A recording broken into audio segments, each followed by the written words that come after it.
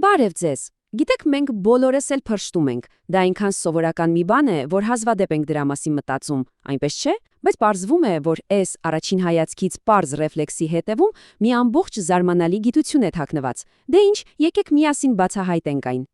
Ու եկեք սկսենք մի հարցից, որը վստահ եմ ինչ-որ պահի բոլորիդ էլ հետաքրքրել է։ Արդյոք հնարավոր է փրշտալ, երբ մենք ասենք խորը քնի մեջ ենք։ Պատասխանը գուցե զարմանալիորեն միանշանակ ոչ է։ Այո, դուք չեք կարող փրշտալ քնած ժամանակ։ Սա կարող է մի քիչ անսպասելի թվալ, չէ՞։ Հատկապես եթե ձեզ թվում է, թե լսել եք, թե ինչպես է ձեր կողքին քնած մեկը փրշտում։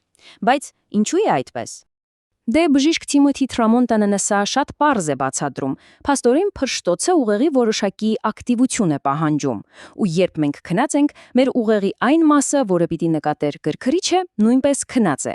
Այսինքն, եթե գրգռիչն այնքան ուժեղ է, որ կարող է փրշտոց առաջացնել, այն նախ ձեզ կարթնացնի եւ միայն դրանից հետո դուք կփրշտաք։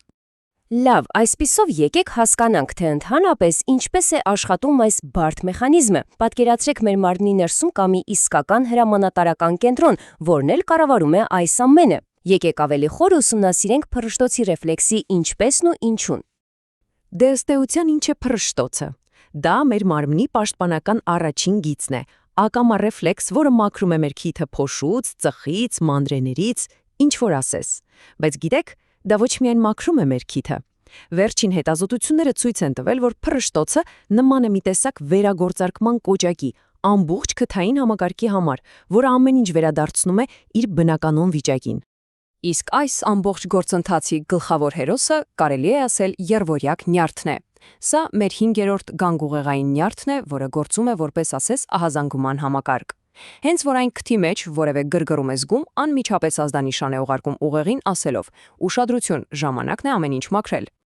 Հիմա նայեք, թե ինչն է այստեղ իսկապես հետաքրքիր։ Փրշտոցը պարզվում է պարզունակ ֆիզիկական ռեակցիա չէ։ Ինչպես տեսնում եք ուղեղի այս կանավորման պատկերում, դա բավականին բարդ նյարդաբանական իրադարձություն է։ Երբ երրորդյակ նյարդն ակտիվանում է, այն գործի է դնում ուղեղի տարբեր կենտրոնների մի ամբողջ ցանց, որոնք էլ բոլորը միասին համակարգում են այդ մեկ հզոր արտանետումը։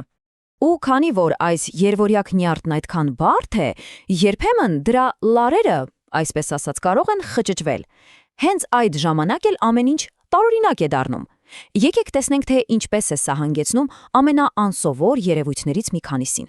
Երբևէ եղել է, որ դուրս եք եկել պայծառ արևի տակ ու միանգամից փրշտացել։ Դուք մենակ չեք, սա կոչվում է ֆոտիկ փրշտոցի ռեֆլեքս։ Պարզվում է սա ժառանգական մի բան է, որը կա բնակչության մինչև 35%-ի մոտ։ Ու ամենազարմանալին այն է, որ սա հայտնի է նաև աքու ACHOO համախտանիշ անվամբ։ Գիտնականները կարծում են, որ պայծառ լույսը պարզապես գերակտիվացնում է երրորդյակ նյարդը, ստիպելով ուղեղին մտածել, թե քթի մեջ գրգռիչ կա։ Մեկ այլ տարածված, բայց միևնույն ժամանակ տարօրինակ գրգռիչ է սնունդը։ Հա, հենց սնունդը։ Սա կոչվում է համային ռինիտ, ու դա տեղի է ունենում, երբ մարդիկ փրշտում են օրինակ կծու ուտելիքներ ուտելուց հետո։ Չիլի պղպեղի մեջ պարունակվող կապսայցինը կարող է խթանել քթի նույն նյարդային վերջավորությունները, ինչ որ փոշին ու առաջացնել նույն ռեակցիան։ Իսկ սա արդեն իսկապես տարօրինակ է։ Լսեք, Snation reflex։ Անունն ինքնին փրշտոց, sneeze և հագեցում satiation բառերի համադրությունն է։ Սա տեղի է ունենում, երբ մարդիկ փրշտում են, պարզապես այն պատճառով, որ իրենց ստամոքսը լիքն է։ Ճշգրիտ պատճառը դեռ հայտնի չէ, բայց ամենայն հավանականությամբ սա լիքը ստամոքսի ազդանշանների և մեր արդեն ծանոթ երրորդյակ նյարդի միջև ինչ-որ խաչաձև կապի արդյունք է։ Դե անկախ բոլոր այս տարօրինակ գրգռիչներից, մի բան հստակ է, փրշտոցը շատ հզոր ֆիզիկական ռեակցիա է, ու ինչպես պարզվում է, այդ ուժը զսպելու փորձը կարող է բավականին լուրջ հետևանքներ ունենալ։ Գիտեք, մեզ բոլորիս էլ սովորեցրել են քաղաքավարի լինել, հատկապես հանրային վայրերում, ու փորձել զսպել փրշտոցը։ Բայց եկեք անկեղծ լինենք, որքանով է դա իրականում անվտանգ։ Ահա թե որն է այստեղ կարևոր կետը։ Տեսեք, սովորական փրշտոցը ստեղծում է ընդամենը 1 կիլոպասկալ ճնշում, բայց երբ դուք փակում եք ձեր քիթն ու բերանը, փորձելով այն զսպել, այդ ճնշումը կարող է աճել ավելի քան 20 անգամ։ Պատկերացնում եք, ու այդ ամբողջ հսկայական ուժը պետք է ինչ-որ տեղ գնա։ Շատ հազվադեպ դեպքերում, բայց այնուամենայնիվ, այդ ճնշումը կարող է հանգեցնել մի վիճակի, որը կոչվում է պնևմոցեֆալիա։ Այս տերմինը բառացի նշանակում է օդ գլխում։ Տեսականորեն զսպված փրշտոցը կարող է գործել որպես միակողմանի փական, օդը մղելով գանգի հիմքի որևէ թույլ կետով ու այն թակարդելով հենց ուղեղի շուրջ։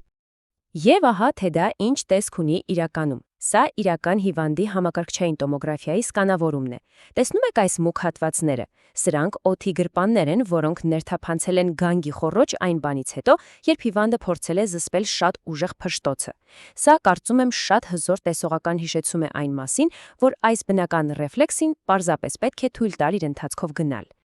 Դե ինչ, մենք բավականին հետաքրքիր ճանապարհ անցանք, սկսած քնի մեջ փռշտալու անհնարինությունից մինչև զսպված փռշտոցի թաքնված վտանգները։ Եկեք շատ արագ ամփոփենք, թե ինչ սովորեցինք։ Ուրեմն մենք պարզեցինք, որ քնած ժամանակ փռշտալն ուղղակի անհնար է, որովհետև մեր ուղեղն էլ է քնած։ Մենք բացահայտեցինք երվորյակ նյարդի գլխավոր դերը որպես հրամանատարական կենտրոն։ Մենք տեսանք, որ գրգռիչները կարող են լինել ամենատարբեր՝ արևի լույսից մինչև լիքը ստամոքս։ Եվ ամենակարևորը, մենք հասկացանք, որ այս հզոր ռեֆլեքսը զսպելը կարող է իրական վտանգ ներկայացնել։